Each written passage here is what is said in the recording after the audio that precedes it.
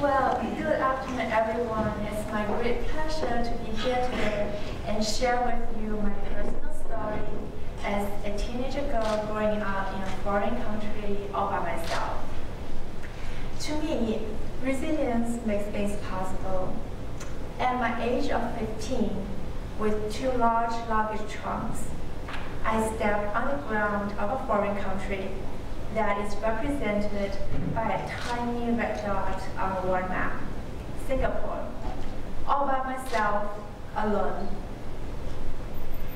Being raised up in a traditional Chinese family and taught to work hard, I did excel in school and was offered a government scholarship to study in one of the top high schools in Singapore.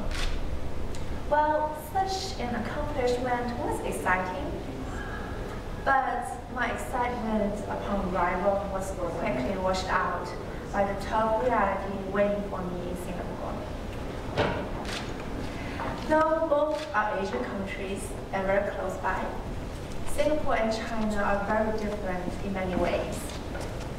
By adopting the British system of education and social operation, Singapore actually is a melting pot of Western thinking and Asian cultural values. And for me, as a kid growing up in China, I didn't even speak English at that time. And I think when I arrived in Singapore, my English level was probably as equivalent to a primary school native kid. So studying in a prominent school with a rigorous academic curriculum in a language that I'm not even fluent in, the pressure on me was tremendous. Moreover, I was forced to face all obstacles in life that my parents' protection used to shield me from. Growing up in China as a kid, I barely needed to worry about anything in life, like seriously. All I needed to do, obviously, was to get good grades at school. Every day, my mom would prepare my meals, clean up my room, wash my clothes. She would get everything ready for me so that I wouldn't need to worry about anything but study.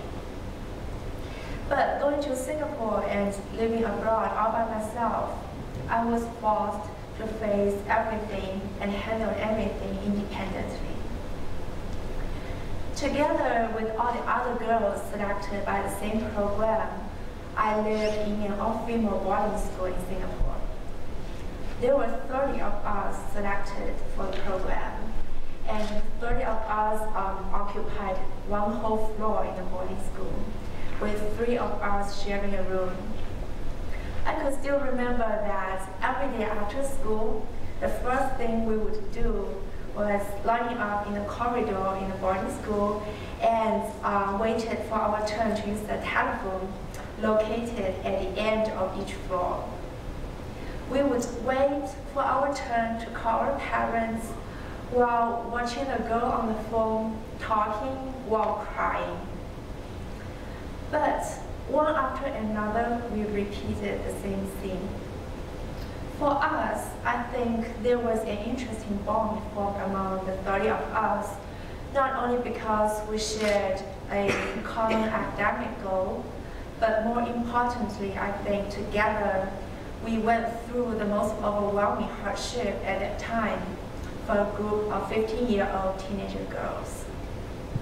And just like any of them, I called home regularly, grumbling and crying over the phone and complaining about how hard my life was.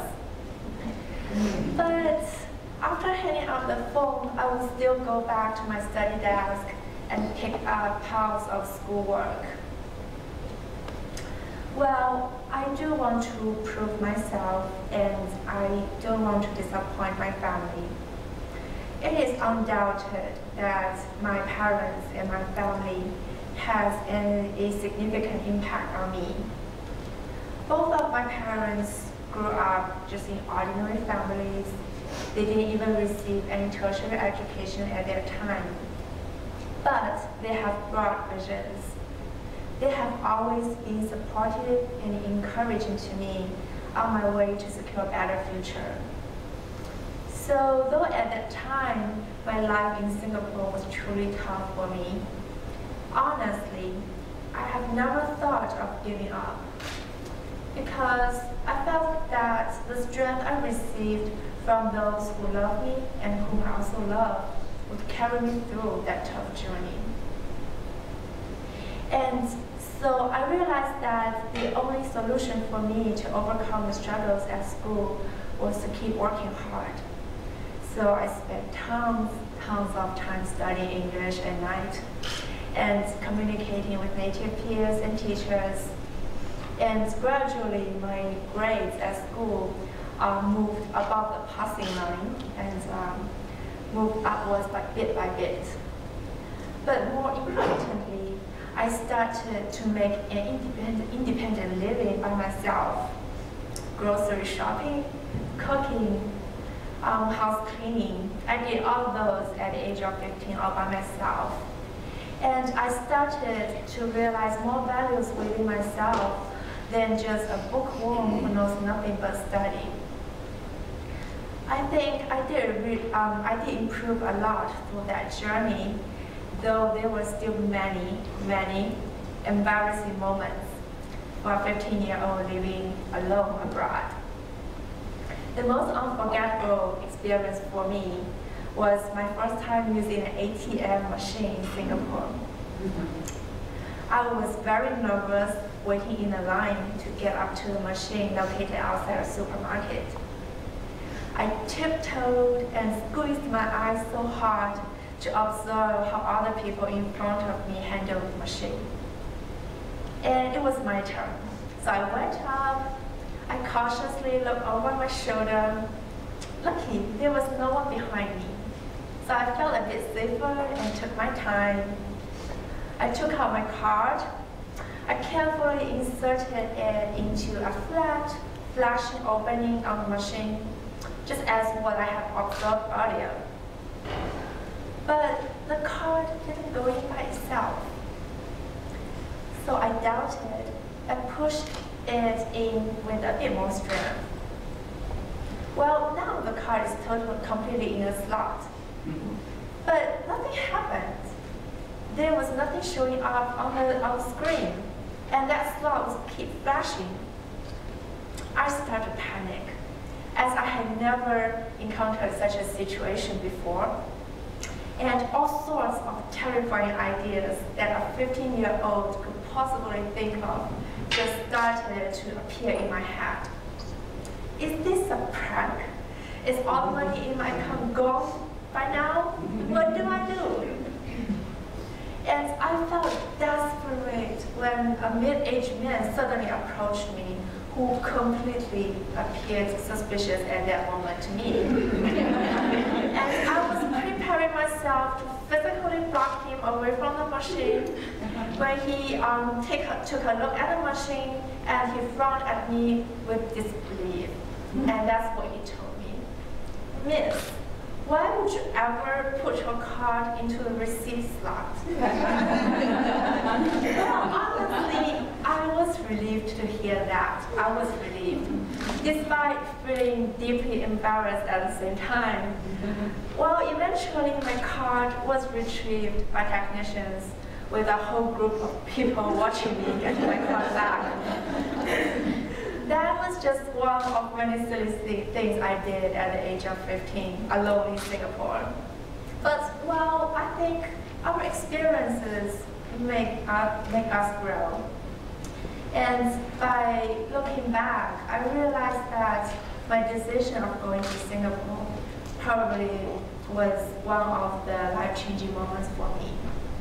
If I had never made that decision, I probably would still be well protected by my parents and barely grow up as an independent individual who now can face challenges in life bravely. What I learned from my experience in Singapore is that now I can face any difficulties bravely and take it as a process to improve myself. And after my study in Singapore, I was able to confidently move to Oklahoma City without worries or anxiety. Because to me, moving into a new environment has become an exciting experience for me to learn new things. And also, after my study in Singapore, I started to travel around the world by myself to different countries and places just to get new experience and knowledge. So when I was studying OCU, I took one summer, the summer of 2012, going to London, attending the London School of Economics, while exploring the city of London and also enjoying the Olympic Games in London at the time. Yeah, I did manage to get myself several tickets to go to those games. So yeah, it was really an interesting journey for me just to go into different places and experience things. And now, after spending 3.5 years in OCU, I'm graduating next week. And OCU next week. And I'm moving to New York in January for my master's degree in Columbia University. So to me, I think life is an unstoppable journey. The most beautiful scenery is yet to be seen. And for me personally, I'm always on my way.